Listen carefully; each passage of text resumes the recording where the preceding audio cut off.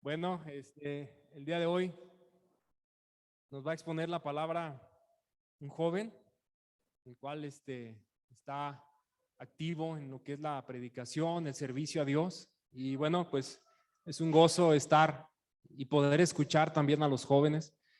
Que el Señor permita que les sigamos escuchando más, y es glorioso ver cómo el Señor levanta y seguirá levantando a más jóvenes y jovencitas para que sigan predicando, testificando su evangelio. Así que damos gracias a Dios por la vida de Mau, quien nos va a predicar la palabra el día de hoy.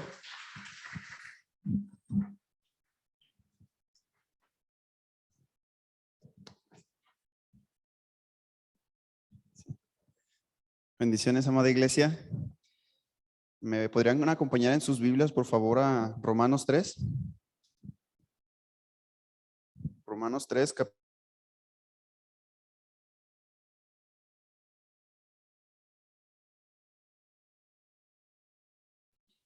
¿Lo tienen? Amén. Dice: esta justicia de Dios llega mediante la fe en Jesucristo a todos los que creen. De hecho, no hay distinción, pues todos han pecado y están privados de la gloria de Dios. Pero por su gracia son justificados gratuitamente mediante la redención que Cristo Jesús efectuó. Dios lo ofreció como un sacrificio de expiación que se recibe por la fe en su sangre, para así demostrar su justicia. Anteriormente, en su paciencia, Dios había pasado por alto los pecados, pero en el tiempo presente ha ofrecido a Jesucristo para manifestar su justicia. De este modo, Dios es justo y a la vez el que justifica a los que tienen fe en Jesús. ¿Dónde pues está la jactancia? Queda excluida. Vamos a orar. Padre, hoy me presento delante de ti, Señor, pidiéndote perdón primeramente por mis pecados y dándote muchas gracias por tu gracia, bendito Padre, manifestada en cada uno de los que estamos aquí. Dios, tú conoces mi corazón, Señor, y sabes que ante mis hermanos en la fe, Señor, me siento muy incapaz de hablar de tu verdad, Señor, pero así manténme, bendito Padre, para hablar en toda humildad y que no sea yo sino tu Espíritu Santo, bendito Dios. Hoy me presento delante de ti con un corazón que lo único que desea es poder edificarlos en tu precioso nombre y en tu gloria, para que todos en común unión crezcamos para ofrecerte la gloria que solamente tú mereces, precioso Dios.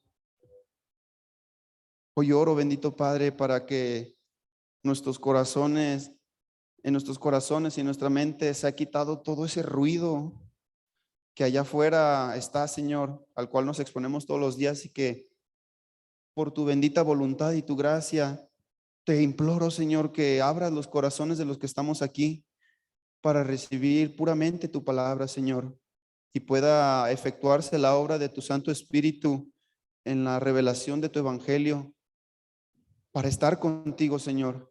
Y como cantábamos, bendito Padre, que no queremos simplemente las bendiciones, sino queremos ver tu gloria, Señor.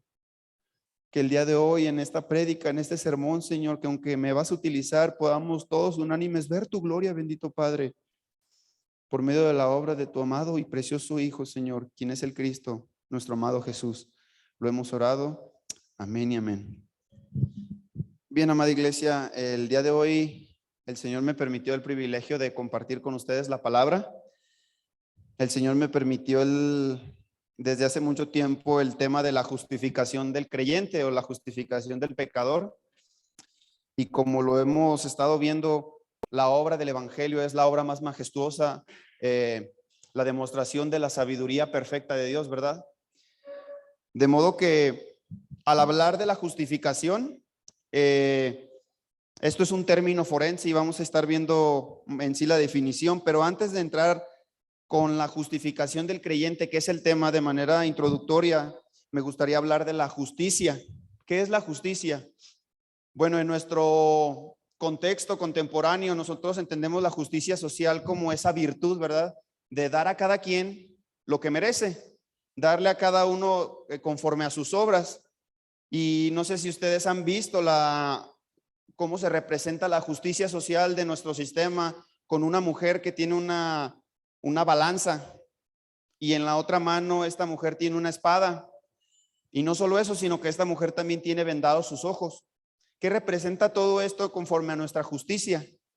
Que la justicia en primera instancia se define porque, vaya la redundancia, es justa y no le da a cada quien contemplando varios factores, sino lo que la justicia declara.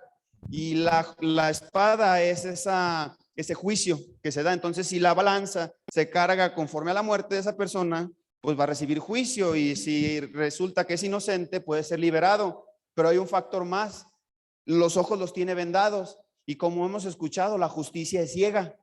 La justicia no se quita ese velo para actuar de una manera arbitraria. Entonces decir, bueno, porque eres una persona pobre, por ejemplo, la justicia que voy a llevar contigo a cabo va a ser más leve, sino todo lo contrario. La justicia es ciega, y si fuiste culpable, eres merecedor de un juicio justo.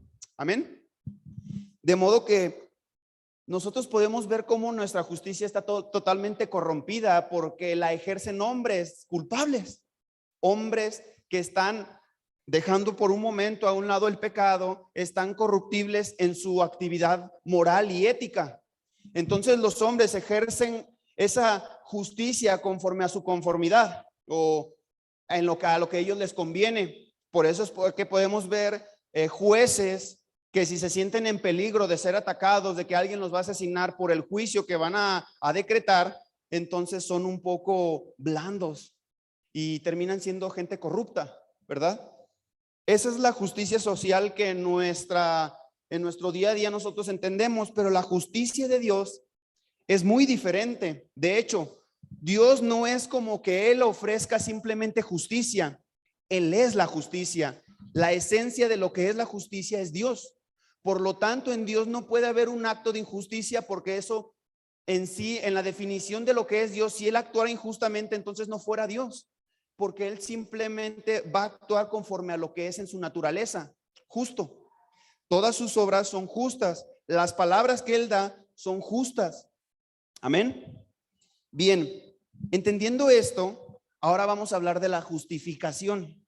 ¿Qué es la justificación? Tiene 7 acepciones, la cual, conforme a lo que vamos a estar viendo, voy a tomar solo una, y dice que la justificación es la probanza o la prueba que se hace de la inocencia de alguien. En otras palabras, la justificación tiene que ver con el acto de demostrar o tener las evidencias que hacen que esa persona se muestre su inocencia. Y en nuestro sistema de justicia es la única manera en la que se puede justificar a alguien, mostrando que esa persona no es culpable, haciendo probanza, como dice la definición, de su inocencia. No hay justificación que el hombre mortal pueda conseguir sobre la tierra, más que de una sola manera. Justificación, como les dije al principio, es un término forense. Se emplea siempre en el campo jurídico. Cuando un preso comparece ante el tribunal, hay una sola manera en que éste pueda ser justificado, y es que sea declarado inocente. Esta persona, hay un veredicto que se levanta contra él. Entonces sus abogados lo que hacen es mostrar las pruebas de que lo que se le está acusando es mentira. Y si se dan las pruebas suficientes y se demuestra su inocencia, sin lugar a duda, este hombre fue justificado, pero es porque no fue culpable. Y esa es la única manera. Sin embargo, cuando una persona es declarada culpable, no hay manera de justificarlo. En nuestro sistema de justicia no hay manera de justificar a una persona que se declaró culpable. Por ejemplo, si yo fui encontrado como un criminal, yo puedo ser perdonado, puedo ser indultado, se me pueden dar tareas para a lo mejor pagar por el acto que hice. Pero el acto de quitar como tal mi culpabilidad no se puede. El carácter criminal va a seguir para siempre. Las personas allá afuera siempre me van a considerar como un criminal, aunque se me haya perdonado, aunque ande en las calles siendo libre. La culpabilidad no se puede quitar. Si ese hombre es declarado culpable, no puede ser justificado. Las autoridades pueden indultarlo, pero no justificado. Escuchen esto, el delito no es justificable. Si es culpable de él y porque lo cometió no puede ser justificado. La autoridad máxima no puede jamás limpiar el carácter de esa persona. Incluso, escuchen eso, es igual de criminal cuando es perdonado que antes de hacerlo. Yo te puedo perdonar de la acción que tú hiciste, pero no quiere decir que porque te perdoné se quitó tu carácter de criminal. Por lo tanto, nuestro sistema de justicia no puede quitar no puede mostrar esa justificación a un hombre pecador. Muchas gracias, Ramón. No hay manera entre los hombres de justificar a alguno de una acusación en su contra, excepto que se compruebe que no es culpable. Ahora bien, el fenómeno más maravilloso en el evangelio es que Dios pudo lograr lo que ningún hombre pudo hacer. Él pudo justificar no al inocente, sino al culpable. Pero ¿cómo es? Y es en lo que quiero hablar el día de hoy, que un Dios que es justo puede justificar al que Él encontró en su juicio justo, justificarlo si lo encontró culpable. Bien, antes de entrar en materia en los versículos, debemos de entender que hay un dilema en la justificación, y es este. Este dilema se levanta sobre una declaración que me gustaría que me acompañen, que está planteada en Proverbios 17:15.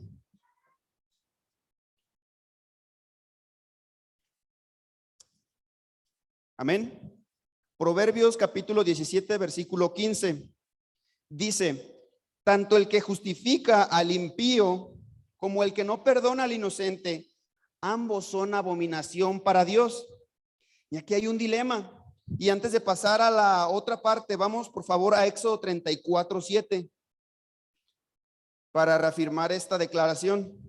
Éxodo 34, versículo 7. Vamos a leer desde el versículo 6. En el contexto, Dios le está dando nuevamente las tablas a Moisés de los mandamientos y dice en el versículo 6: pasando delante de él, proclamó: el Señor, Dios clemente, escuchen, Dios clemente y compasivo, lento para la ira y grande en amor y fidelidad, que mantiene su amor hasta 1000 generaciones después, y que perdona la iniquidad, la rebelión y el pecado, pero que no deja sin castigo al culpable, sino que castiga la maldad de los padres en los hijos y en los nietos hasta la tercera y la cuarta de generación.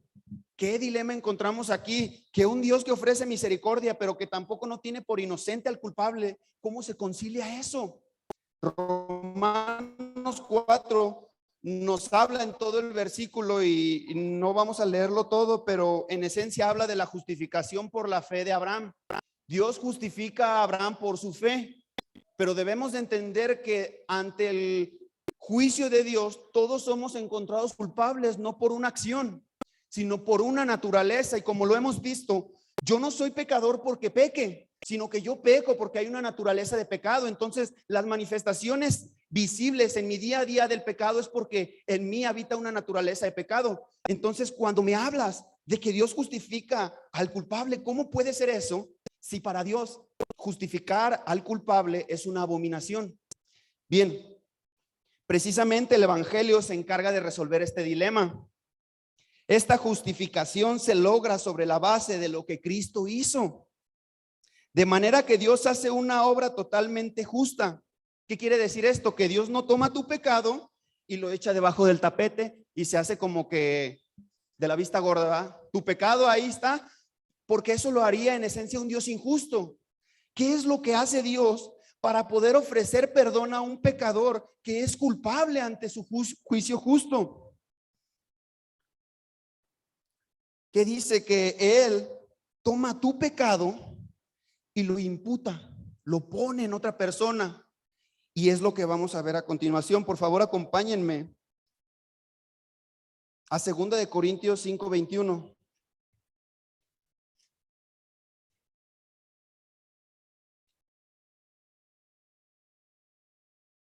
Segunda de Corintios, capítulo 5, versículo 21. ¿Voy bien o voy muy rápido?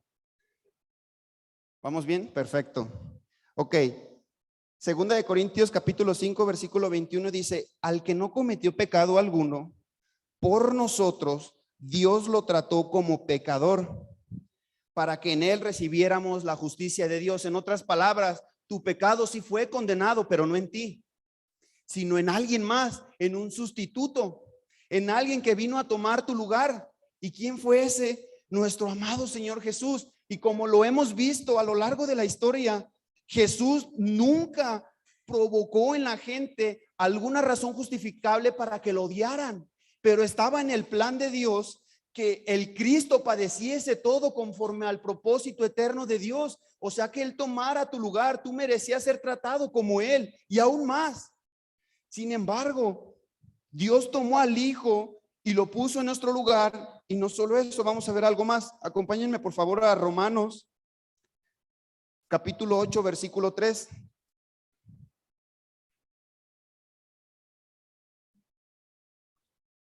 Amén. Romanos capítulo 8 versículo 3. Dice: en efecto, la ley no pudo librarnos de la muerte.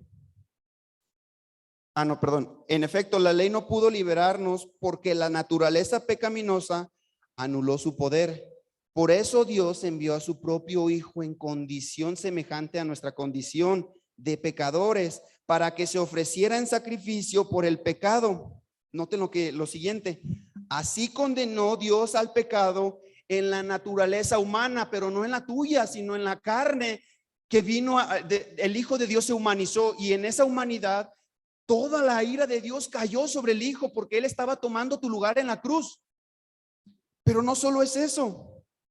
La paga completa de tu pecado, o sea, ¿cuál es la paga del pecado? Muerte. Y la muerte fue efectuada por el Hijo. Por eso era necesario que Él muriera, para cumplir con la satisfacción de la justicia de Dios. Ahora bien, supongamos un caso, y normalmente cuando presentamos el evangelio a alguna persona siempre surgen dudas como: entonces, ¿por qué si Dios es misericordioso no perdona a todos? Y conocemos la historia, ¿verdad? O este relato de un juez que llega y va a juzgar a una persona, la cual se le encontró culpable de matar a un niño. Y las evidencias muestran las grotescas imágenes de cómo este hombre asesina al niño, y toda la audiencia está encendida en ira porque quieren que justicia. Amén. Nosotros hemos experimentado esa ira que se provoca en nosotros porque tenemos la necesidad de justicia, y eso es parte de la imagen de Dios que nos fue dada. Tú y yo tenemos la necesidad de responder con justicia ante un acto de injusticia. Entonces toda la sala está tensa en esta situación, esperando a que el juez dé el veredicto. Pero el juez, como es misericordioso, dice: voy a hacer dotes de mi misericordia y a este hombre lo voy a perdonar. Pero no solo eso, vámonos a comer tú y yo. ¿Qué pensaría la gente? Qué juez tan misericordioso. No, todo lo contrario, es igual de corrupto que ese hombre y merece también la muerte. Dios no, en esa manera, Dios no presentó su misericordia a costa de su justicia, porque lo haría en esencia un Dios injusto, sino que Él tomó al Hijo. Y esto es algo, amada iglesia, que es precioso. Es eterno el saber que Él tomó nuestro lugar, pero también es algo crudo que nos tiene que hacer temblar el hecho de que en la cruz, en el Hijo de Dios, se concentró toda la maldad colectiva de todos nosotros. En la cruz dice la palabra que Él se volvió la cosa más ofensiva para Dios, porque estaba cargando con todo el pecado de los que Él amaba. Y horas tras horas estaban cayendo las olas de la ira de Dios sobre el Hijo de Dios, porque estaba tomando todo nuestro pecado. Por eso es que Jesús no simplemente se sintió abandonado, Él fue abandonado en la cruz. El Padre le dio la espalda por causa de nuestros pecados. La humanidad entera estaba de espaldas contra Él, porque era necesario que fuera abandonado el Cordero de Dios para pagar por todos nuestros pecados. En la naturaleza humana de Jesús se condenó el pecado. Por eso es que cuando cantemos que Dios tomó nuestros pecados y los aventó al fondo del mar, pensemos un poco. Quiere decir que tomó al Hijo y lo arrojó al fondo del mar. Y por ello la resurrección es tan preciosa, porque el Hijo no se quedó en el fondo del mar, sino que resucitó en el poder del Espíritu. Amén. Amén, Señor. Por eso vamos a leer nuevamente, por favor, Romanos 8, versículo 3. Romanos 8, versículo 3 dice: en efecto, la ley no pudo liberarnos porque la naturaleza pecaminosa anuló su poder. Y Pablo viene hablando del conflicto con el pecado en todo lo que es Romanos. Y personalmente Romanos es de esas cartas que te vuelan la cabeza por cómo Pablo explica el pecado. Primero él da un veredicto universal: todos han pecado, todos están destituidos de la gloria de Dios, nadie ha alcanzado. Y si lo viésemos en la carne, eso parecía que Pablo está hablando de un Dios tirano, de un Dios que solamente está haciendo énfasis en mi error, en mi pecado, pero no es así, porque siempre termina con la gracia. Pero ay de nosotros que tenemos a nuestro Salvador. Y por ejemplo, Pablo habla del conflicto interno, que él lucha con el pecado. ¿Me estás diciendo entonces que Pablo tenía un pecado en específico? No, era su naturaleza, que él dice: lo que quiero hacer no lo hago, sino lo que no quiero hacer termino haciéndolo. Y en toda esta conclusión, Pablo llega en el versículo, por favor, si me acompañan, de Romanos 7. Romanos 7, capítulo 24. Esta es la conclusión a la que Pablo llega con el conflicto contra el pecado. Dice: soy un pobre miserable. ¿Quién me librará de este cuerpo mortal? La respuesta: gracias a Dios por medio de Jesucristo nuestro Señor. En conclusión, con la mente yo mismo me someto a la ley de Dios, pero mi naturaleza pecaminosa está sujeta a la ley del pecado. Pablo concluye que es un miserable. ¿Por qué? ¿Acaso Pablo fue un hombre de pecado? Que después de que el Señor se le reveló constantemente volvió al pecado. No, pero él entendía que había una condición que lo llevaba a rendirse delante de Dios y decir: Padre, lo que no quiero hacer lo termino haciendo, soy un miserable. Pero eso es lo más glorioso del evangelio, amada iglesia, porque visto en el Espíritu, esta realidad no te condena, sino que genera en ti la dependencia de agarrarte del que te libera de esta condición miserable, el Cristo. Amén.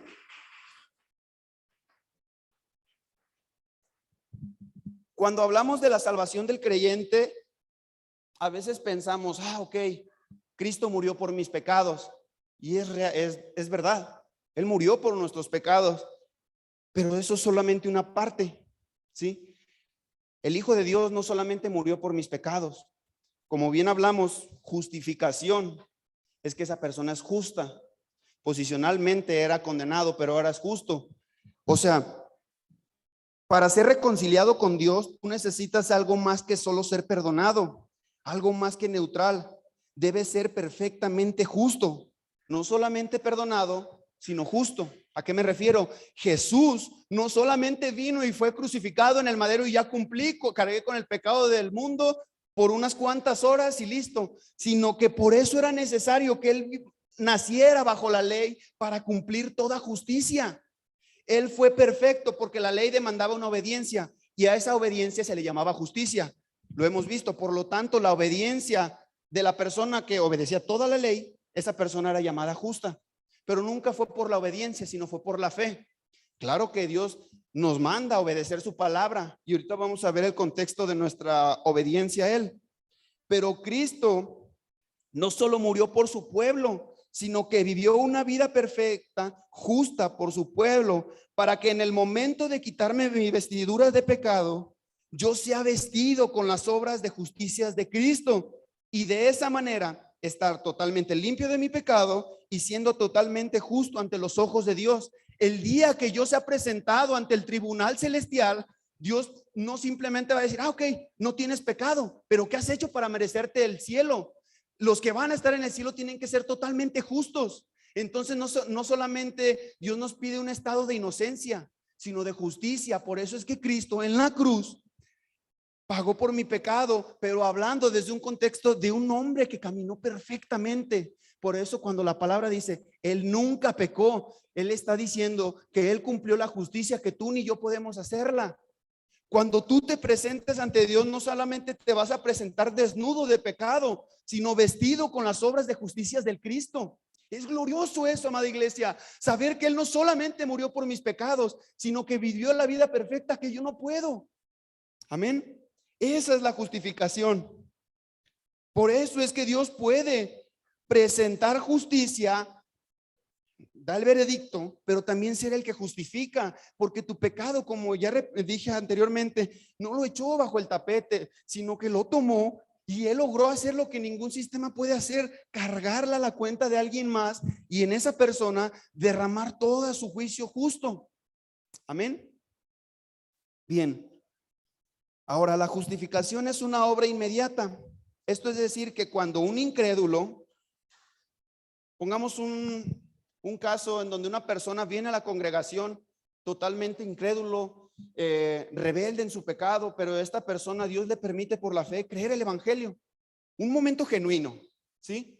Un momento en donde el evangelio le es revelado, la persona de Jesús, su obra perfecta, y esa persona se arrepiente, Dios le permite la fe. En ese momento, posicionalmente, él es hijo de Dios, porque no es por las obras de la ley. Vemos al hombre en la cruz al lado de Jesús. Señor, acuérdate de mí. Y es glorioso lo que este hombre declara, porque demuestra su fe en el Mesías. Cuando vengas en tu reino, el verdadero rey. Este hombre, porque está hablando de un reino, de un hombre que está siendo crucificado y que todos están poniendo en duda su gobierno, pero él dijo: cuando vengas en tu reino, acuérdate de mí. Estaba manifestando esa fe. Tal vez no decía, creo en Jesucristo que murió por mis pecados, pero estaba mostrando la necesidad que tiene de alguien más, de un sustituto. Y Jesús, ¿qué le dice? Te garantizo que vas a estar conmigo en el paraíso. ¿Qué hizo ese hombre para merecerse el cielo? ¿Qué buena obra? Ninguna. Porque en primera instancia, Efesios 2 nos dice que somos salvos por gracia. Y ese por quiere entender la razón. La razón por la que tú fuiste salvo, la razón por la que yo fui salvo es por gracia. Es un sentimiento que se generó en el corazón eterno de Dios, por gracia. Porque Él así lo decidió. ¿Cuál es el medio? La fe. Pero no pensemos que es el valor intrínseco o el valor en sí de la fe el que te salva. No es como que solamente tengo la virtud de la fe, sino que la fe es como ese vaso que tiene un contenido. Por eso es que hemos dicho que no solamente me basta decir que creo en Dios, el contenido de mi fe tiene que ser preciso. ¿Cuál es ese contenido? El evangelio. Amén. El evangelio no solamente es central en toda la Biblia, sino que también tiene que ser central en nuestra vida. De hecho, toda verdad cobra vida en nuestra vida. Cuando leemos alguna verdad de las escrituras, toman sentido, cobran vida cuando las llevamos al evangelio, porque el evangelio es ese corazón que bombea vitalidad a cada verdad de las escrituras. Entonces, cuando yo no entiendo algo de las escrituras, lo llevo al evangelio, entonces todo tiene sentido. De la misma manera, el evangelio en nuestra vida tiene que ser central. Cuando yo pienso en la justificación, tengo que ir a Cristo a fuerzas. Cuando yo veo la misericordia, tengo que ir a Cristo. Por eso es que decía Pablo, para los griegos, los hombres que piensan mucho y del mucho saber y del mucho pensar, esto es una locura. Decirme que un hombre que murió 3-4 horas en un madero me va a librar de una condenación eterna. Sí, porque ahí se manifestó toda la sabiduría de Dios en esa obra perfecta.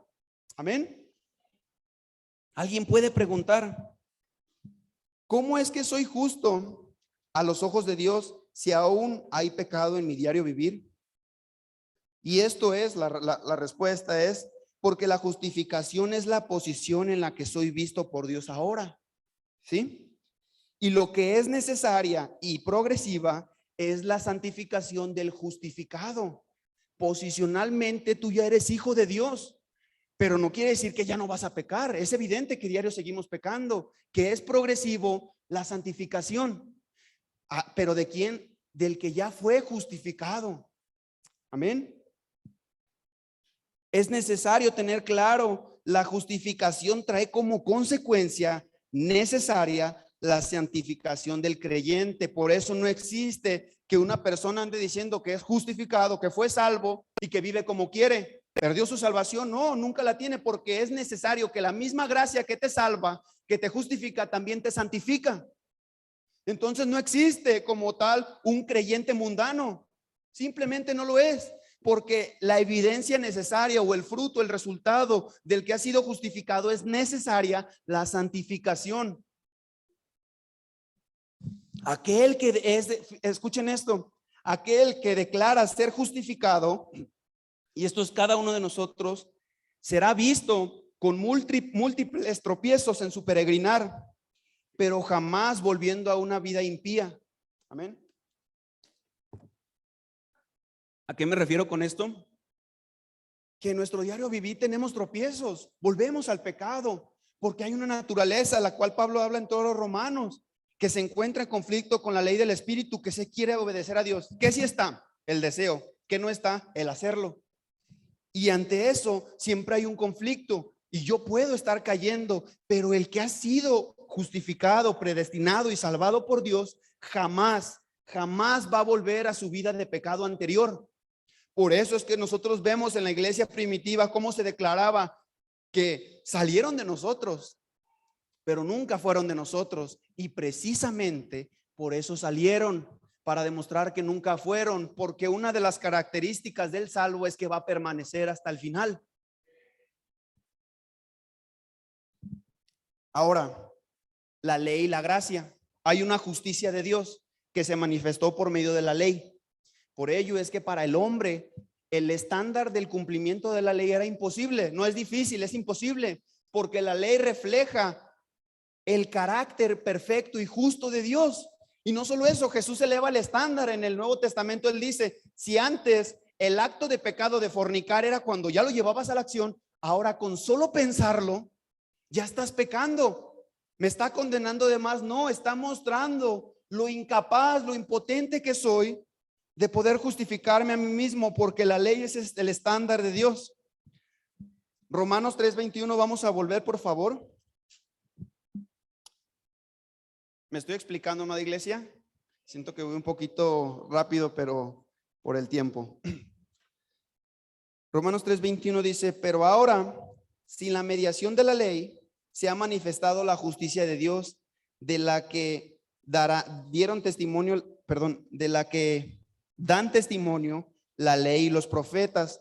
Esta justicia de Dios llega mediante la fe en Jesucristo. Nos vamos a quedar allí. Esta justificación llega mediante la fe en Jesucristo, no por el cumplimiento de la ley. Entonces, ¿en dónde queda la ley y la gracia? Tenemos que definir cómo es que yo tengo que ofrecer mi obediencia a Dios, porque corremos en dos peligros. ¿En qué lugar queda nuestra obediencia? Bueno, hay dos extremos. Sé que todos han escuchado acerca del legalismo. ¿Qué es el legalismo? En esencia, el legalismo concentró la esencia de la ley en la acción. Entonces, ellos pensaban que por el mero cumplimiento de reglas frías iban a tener el favor de Dios.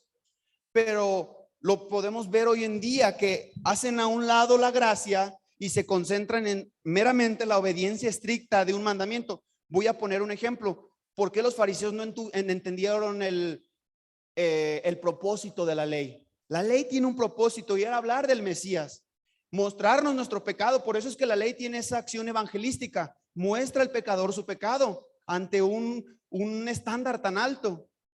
Supongamos que yo creo una ley, o bueno, tomemos el ejemplo real. En una carretera, en una autopista, el máximo son 110 kilómetros, ¿sí? Pero supongamos que ese límite de 110 kilómetros por hora se pone en toda la ciudad y en todas las carreteras. Pero una persona todo el tiempo está manejando a 110 kilómetros por hora y él dice, estoy cumpliendo con la ley, ¿verdad? A todas horas, sin importar las circunstancias. Entonces vienen lluvias torrenciales, hay desastres, se caen árboles, hay personas cruzando a causa de la niebla. Y esta persona sigue yendo a 110 kilómetros por hora. ¿Por qué? Porque estoy cumpliendo la ley. ¿El hombre entendió realmente el propósito de esa ley? No, porque el propósito de ese límite era para que evitar los peligros. Entonces, si llega estas lluvias, voy a bajar obviamente la velocidad. ¿Me estoy entendiendo el sentido? La ley fue así dada. para que pudiéramos entender por qué fue dada, para ver mi pecado y generar en mí la dependencia del que sí la va a cumplir. De hecho, del que la ley da testimonio.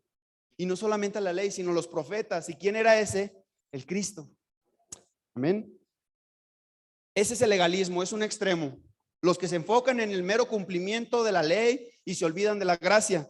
Pero hay otro extremo y este término no es muy conocido, pero es el antinomianismo. Y esta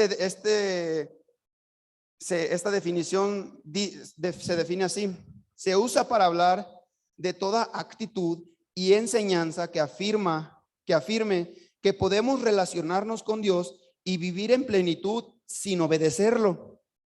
Este sentimiento, esta idea errónea y hereje defendía que la fe lo llenaba todo y era lo único necesario, y que como la ley de Moisés era inútil para la salvación, es indiferente que un creyente peque, ya que no es juzgado por su pecado. En otras palabras, este extremo considera la ley como algo inútil. Si no fui salvo por las obras de la ley, entonces si la desobedezco, pues no me van a condenar, porque si no fui salvado por la ley, tampoco voy a ser condenado. Pero estos extremos, el legalismo y estas personas que convierten la libertad en el espíritu de la gracia en libertinaje, son dos extremos que no tenemos que tener. Entonces, ¿en dónde entra mi obediencia? Siempre sobre la base del Cristo. ¿Cómo? Bueno, antes de leer, vamos a Gálatas, capítulo 5, versículo 4, por favor.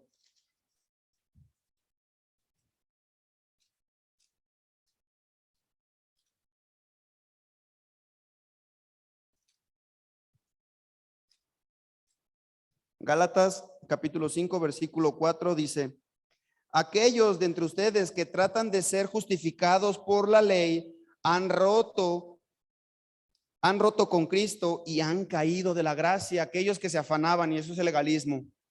Y en Judas 1:4 dice: porque algunos hombres han entrado encubiertamente, los que desde antes habían sido destinados para esta condenación, hombres impíos que convierten en libertinaje la gracia de nuestro Dios y niegan a Dios, el único soberano, y a nuestro Señor Jesucristo. Aquí tenemos manifestados estos dos extremos: el legalismo, que se centra en la obediencia fría de la ley, y los que quieren dejar a un lado la ley y solamente es por gracia, entonces voy a darle rienda suelta al pecado porque soy salvo por gracia, no por mis obras.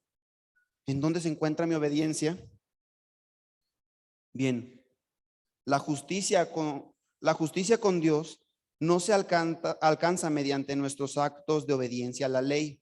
No obstante, Pablo insiste que en el evangelio no es contrario a la ley, sino que la sostiene a través de la obediencia de Cristo. Volvamos a Romanos capítulo 3, por favor, versículo 31. Vamos a leer desde el 30. Pues no hay más que un solo Dios. Él justificará por la fe a los que están circuncidados y mediante esa misma fe a los que no lo están. ¿Qué quiere decir? ¿Anulamos la ley con la fe? De ninguna manera, más bien confirmamos la ley. La manera en la que yo tengo que presentar mi obediencia delante de Dios es sobre la base de un hombre que fue salvo. Incluso ese reflejo lo podemos ver en el pueblo de Israel. ¿Cómo? ¿Dónde Dios le dio los mandamientos a Moisés? En Egipto, cuando todavía eran esclavos, o cuando fueron liberados, y en la tierra prometida. En la tierra prometida, entonces la ley fue dada en el contexto de un pueblo salvado, en el contexto de un pacto, en donde ellos van a ser a su pueblo, pero ellos van a ser su Dios. La ley no fue dada para que tú fueras salvo por obedecerla, porque en primera instancia no puedes, sino que te fue dada como una garantía de que yo ya te salvé. Y entonces la obediencia que tú vas a presentar, aunque tu obediencia no tiene méritos para salvación, la tienes que presentar porque es el resultado del que Dios ha salvado. ¿Me explico la idea? ¿Por qué? ¿Y por qué quise hablar de esto, amada iglesia? Ya casi terminamos.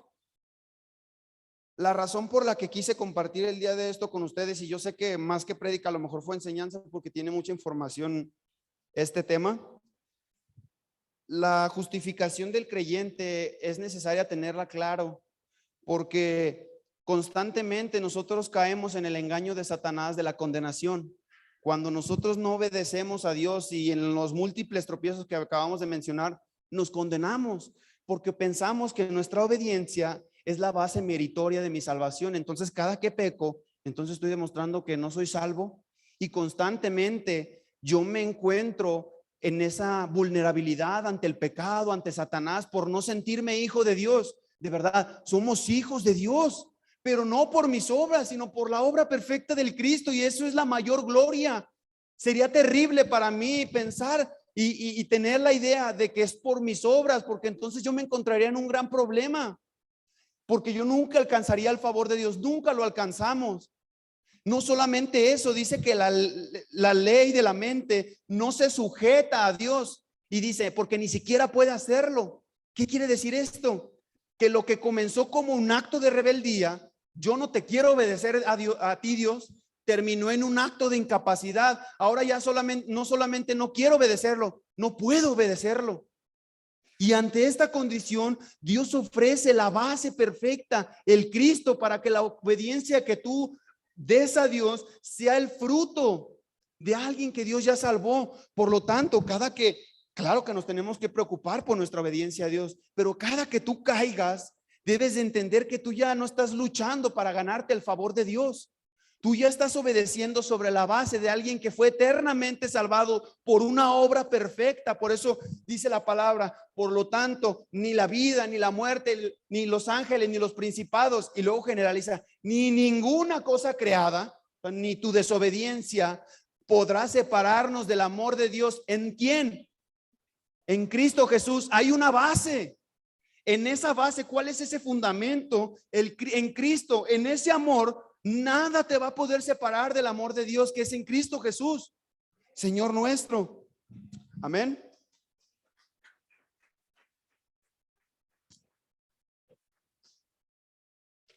La justificación, en otras palabras, es que somos posicionalmente, estamos en Cristo Jesús. La justificación se trata de una posición, la posición en la que soy visto delante de los ojos de Dios. Cuando Dios me ve totalmente justo. O sea, Él, de verdad, Él no toma en cuenta nuestros pecados. Como por ejemplo, cuando nosotros perdonamos a alguna persona, incluso actuamos en el contexto de la ofensa. Esa persona ya me ofendió, entonces ya me conduzco con más cuidado. Pero Dios no nos trata desde un hombre que, bueno, te perdoné y por eso pues éntrale. No, nos ve justos porque estamos rociados, bañados por la sangre perfecta de su Hijo. Él no está fingiendo o en un jueguito de teatro de decir, bueno, lo voy a tomar como que si no fuera pecador. No, su Hijo visto delante de Dios como un hombre justo, como alguien que hubiera obedecido perfectamente toda la ley y lo hubiera adorado en perfección. Porque fuimos vestidos de Cristo. No solamente un acto de inocencia, no fue simplemente que fue a la cruz, fue su obediencia perfecta la que nos vistió. Incluso la disposición desde la que Dios nos trata no es desde la ira. Cuando Dios te corrige, Dios no te corrige porque te odia, lo hace desde un contexto de amor, porque te ve en el Hijo. Por eso es que todo intento de querer sustituir la obra perfecta del Cristo es el mayor crimen. Porque lo único que satisface el corazón de Dios es la obra de su Hijo. Por eso dice que Él está tan cautivado por la obra de su Hijo que no le interesa todo lo que los demás le puedan ofrecer, porque no es suficiente, nunca lo fue. Es el Hijo, y los que están en el Hijo son amados por el Padre. Solamente sobre esta base, sobre este fundamento, es que somos amados por Dios. Por lo tanto, yo no me puedo seguir condenando por la desobediencia en la que muchas veces caigo, porque ya fuiste salvado, amada iglesia. Ya fuimos salvados, y que Satanás no nos siga engañando, porque me encuentro en un peligro muy grande cuando no tengo la certeza de mi salvación. De hecho, ese es uno de los factores más importantes para crecer en tu santificación, que tengas la certeza de tu salvación. Porque si tú no te encuentras convencido de que eres hijo de Dios, corres un gran peligro pues es que no sé si soy salvo, y entonces en esa duda obedezco a Dios y ofrezco una obediencia mediocre porque hay un miedo, no hay un convencimiento.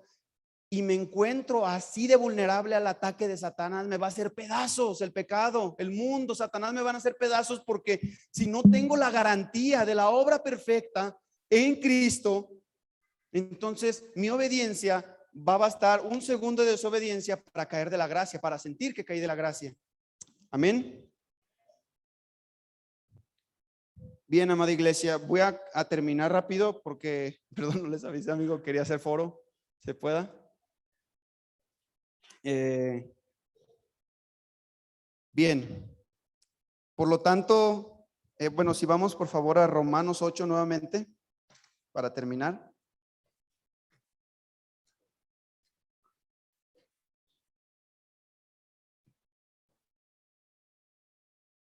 Romanos 8, versículo 3. Nuevamente, y vamos a leer más. En efecto, la ley no pudo liberarnos porque la naturaleza pecaminosa anuló su poder. Por eso Dios envió a su propio Hijo en condición semejante a nuestra condición de pecadores, para que se ofreciera en sacrificio por el pecado. Así condenó Dios al pecado en la naturaleza humana.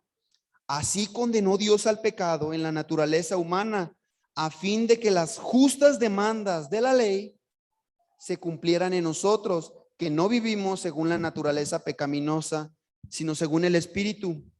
Los que viven conforme a la naturaleza pecaminosa fijan la mente en los deseos de tal naturaleza, nuestro esfuerzo, nuestro afán. En cambio, los que viven conforme al Espíritu fijan la mente en los deseos del Espíritu, la tranquilidad, la paz, el gozo que te produce saber que fuiste salvo por la obra de alguien más. Es un gozo, es una realidad, de verdad. Personalmente, y le comentaba a mi mamá, siempre quiero un tiempo, quería compartir de algo alegre, pero siempre terminaba viendo mi sermón y era bien triste, o era siempre hablar acerca del pecado, pero es necesario, porque cuando Dios me hizo más sensible, y esto va creciendo, no estoy diciendo que ya terminó esta etapa, mientras yo más veo mi pecado, de verdad estoy asqueado del pecado, amada iglesia, no lo tolero, no lo soporto, veo cómo se traga a las personas que amo y lo odio, lo detesto el pecado. Por eso es que puedo ver en la iglesia primitiva el deseo de verlo venir, porque decían, dice Pedro, yo sé que cuando él venga lo voy a ver tal cual es él y yo seré transformado a su imagen, ya no tendré pecado. Un pecado que se opone todos los días a obedecer a mi Señor perfectamente. Y en esa sensibilidad ante el pecado, la gracia alumbra con tanto fulgor, con tanta gloria. Ahora puedo contemplar el evangelio con mayor gloria porque sé de dónde Dios me ha sacado. Cuando yo muera, no sé cuántos años nos permita el Señor de vida, pero algo estoy seguro. Y quiero decir algo, cuando he sufrido incluso burlas en el trabajo por mi fe, hemos sufrido persecución de muchas maneras, ataques a las autoridades, siempre hay un bombardeo de crítica y hemos sufrido esa persecución no a niveles tan grandes como en Afganistán y en esos lugares donde ya físicamente son golpeados, maltratados, muertos. Hemos sufrido a las misiones, hemos compartido el evangelio con muchas personas y el día que yo vaya al cielo, yo voy a ir al cielo, pero por ninguna de esas razones, sino porque Cristo murió por mí. Yo no voy a ir al cielo por ninguna de esas acciones, que gloria a Dios porque nos permite experimentarlas. Gracias a Dios que Él nos usa, pero nunca va a ser por tu uso que fuiste salvado, sino por la perfecta y bendita obra majestuosa, gloriosa de mi Señor Jesús en la cruz. Por esa obra yo voy a ser salvo. No tenemos nada, y lo hemos hablado, no tenemos nada de qué jactarnos. ¿En dónde hay jactancia? En ningún lugar. Y la gente puede decir, pues qué feo. No, es nuestro gozo saber que no depende de nosotros, sino que fue su gloria la que nos salvó. Por eso el evangelio allí tiene más peso. Cuando veo la condición deplorable de pecado de la cual Dios me sacó, desde allí el evangelio lo voy a tomar con más seriedad. Incluso la gracia no la voy a estar tratando como una gracia barata. que entonces cualquier pecado se pone por encima de ella, sino que me aferro a una verdad: donde abunda el pecado, sobreabunda la gracia. Amén. Por causa de las virtudes, por causa de las excelencias y la obediencia de otro, Cristo mi Señor, es que yo voy a poder estar toda la eternidad con Él, disfrutando de estar en el seno de mi Señor, arrojar coronas delante de Él, y todo lo que cantamos, amada iglesia, va a ser una realidad por la obra perfecta que Él hizo en la cruz. Por eso es que Él tenía que ser sacrificado de tal manera, porque la demanda de la paga era altísima y Él la pudo cumplir por nosotros. No encuentro manera para estar triste más que el pecado presente, pero de ahí en más tenemos muchas razones para las cuales caminar con gozo, porque es primero, fíjense, de esta manera: Dios regenera nuestro corazón, nos permite la fe de creer en el evangelio, y al ver el evangelio, Dios produce primero, escuchen, Dios produce primero el gozo de la salvación, después mi obediencia. Porque si mi obediencia es primero que el gozo, entonces mi gozo va a depender de mi obediencia y constantemente me voy a encontrar deprimido. Al contrario, yo estoy gozoso por mi salvación, y el gozo empodera o energiza esa obediencia que yo voy a ofrecer a Dios. Entonces, pese a las circunstancias, siempre voy a estar obedeciendo a Dios con gozo, pero a veces obedecemos a Dios como si se tratase de una carga, angustiados, afligidos. No, fuimos salvados del tremendo tormento de un Dios santo. Dicen que el infierno es la ausencia de Dios. No, es la presencia de toda la ira y la justicia de Dios. Dios está presente ahí en toda su ira, pero así mismo está el cielo. Y el cielo, como lo hemos visto, no es el cielo por las calles de oro, los mares de cristal, es porque está donde habita Dios.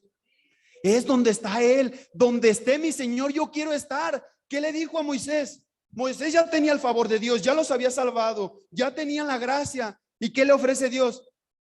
Les puedo ofrecer la bendición de ir a la tierra prometida, pero no voy con ustedes. ¿Qué le responde Moisés? Yo no voy si tú no vas conmigo, porque como lo cantábamos, más que las bendiciones que tú me puedas dar, lo que quiero es a ti, Señor. Por eso cuando Moisés le dice: Señor, muéstrame tu gloria, y el Señor como: ay, Moisés, no vas a vivir. Si te muestro mi gloria, te desintegro. Porque ante la presencia santa de Dios, el pecador se encuentra totalmente condenado. Pero Moisés era muy audaz en su comportamiento. Quiero ver tu gloria, Señor. Y el Señor permite que se ponga en una hendidura, ¿verdad? Y ahí está Moisés esperando en la hendidura. Y esa hendidura es Cristo. Es una manifestación de que solo a través de esa roca podía ver a Dios. Y entonces ve la gloria de Dios. Moisés no se conformó simplemente con el hecho de llevar una relación cristiana, de venir a la iglesia y presentarme, orar, escuchar la alabanza y seguir mi vida. Fuimos llamados a contemplar su gloria en todo lo que es. Cuando voy a las escrituras, ese tiene que ser el propósito: poder contemplarlo tal cual es y quedar sin palabras, que mi vida quede totalmente expuesta ante Él, que yo sea destruido, pero que sea reconstruido a su viva imagen para poderle ofrecer gloria. La única manera en la que podemos ofrecerle gloria a Dios es vueltos a su imagen. Por eso Adán y Eva en el principio, Génesis 1, 26 y 27 nos lo dice, fueron creados a su imagen y semejanza, y con el mero hecho de respirar, ellos le daban la gloria a Dios, porque irradiaban, reflejaban el carácter perfecto y justo de Dios. Y es en la medida en la que estamos creciendo a la imagen de Dios, a la imagen del Cristo. Por lo tanto, amada iglesia, el deseo de verlo venir tiene que crecer en ustedes. ¿Pero cómo? Viendo de dónde nos sacó y viendo su gracia, viendo el cómo nos sacó. Amén. ¿Les parece si oramos? Bendito Padre, te damos gracias, Señor, por esta obra tan majestuosa, Señor, que incluso en mi corazón, Señor, hay una presión porque las palabras no me alcanzan para poder expresar, Señor, lo que tú nos has manifestado a cada uno de los que estamos aquí, Señor.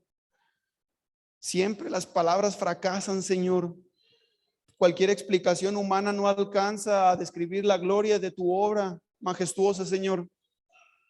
Permítenos crecer en el conocimiento de tu verdad para poder corresponder con una obediencia que te dé la gloria, Señor. Porque para eso fuimos creados, Padre. Para glorificarte a ti, Señor. Perdónanos porque incluso nos seguimos condenando cuando tú ya nos has santificado, Señor. Cuando tú ya nos has justificado, cuando tú ya pagaste un precio tremendo por nosotros en la cruz, Señor. Ayúdanos a entender, bendito Padre, las riquezas de tu gracia, que ahora caminamos sobre obras consumadas. Una obra que ya fue consumada, cumplida, que ya logró la satisfacción de la justicia del Padre. Que ya no somos condenados por ninguna cosa creada porque estamos en Cristo, bendito Dios. Perdona nuestra negligencia, Padre. Perdona nuestra poca entrega.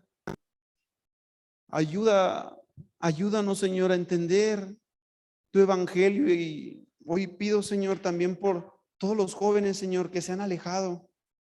Por los jóvenes que de alguna manera probaron del don divino.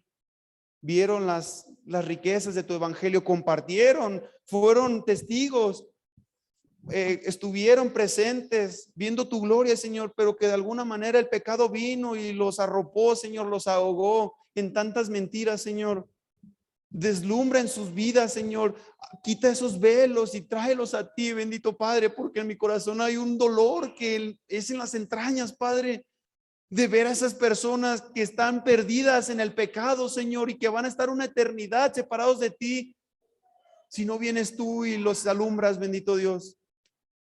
Y así mismo a nosotros, ayúdanos a contemplarte y jamás, Señor, jamás perder esa capacidad de asombro ante la cruz, sino que todos los días, Señor, sea suficiente, sea necesario ir a la cruz, ir al evangelio y crecer en el deseo de verte venir, porque cuando tú vengas, todo será restaurado, Señor, como en el jardín, como en el principio, bendito Padre, porque lo hemos orado y lo pedimos en el nombre de Jesús, quien es el Cristo.